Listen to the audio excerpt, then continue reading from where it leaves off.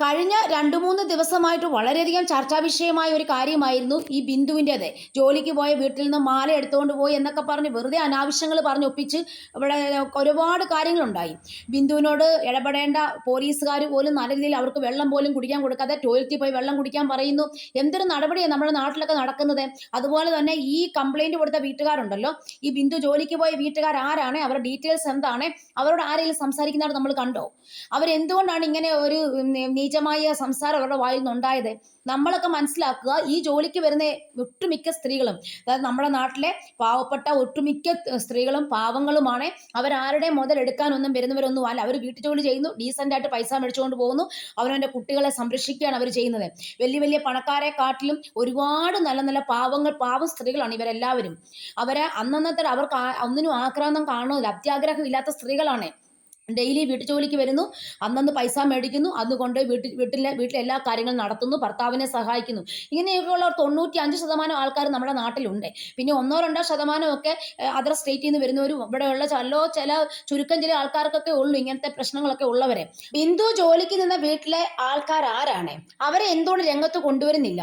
അവരോട് ഇതുവരെ ഒരു മീഡിയയിൽ സംസാരിച്ച് ഞാൻ കണ്ടില്ല, ഇനിയും സംസാരിച്ചെന്നൊന്നും എനിക്ക് അറിയത്തുമില്ല. പക്ഷെ അവരെ എന്തുകൊണ്ടാണ് ഇത്രയും നീചമായ പ്രവൃത്തി ബിന്ദുവിനോട് ചെയ്തത്?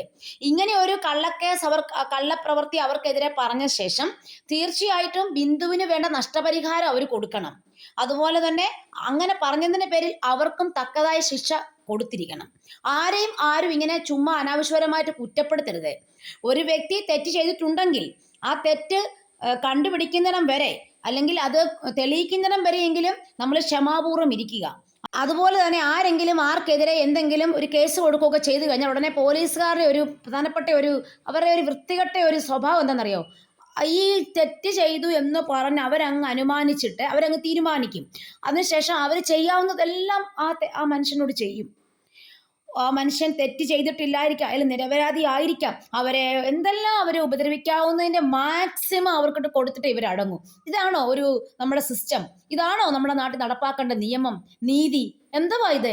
ഇതിനൊക്കെ ഒരു പരിഹാരം നമ്മുടെ ഗവൺമെന്റ് സംവിധാനങ്ങൾ ഇനിയും കൊണ്ടുവന്നില്ലെങ്കിൽ ഇവിടെ ഇനി ഇതിൽ കൂടുതൽ പ്രശ്നങ്ങൾ ഉണ്ടാവുകയും ആൾക്കാർ ഇവിടെ നിൽക്കത്തില്ല, ആൾക്കാർ ഇവിടെ നോടും.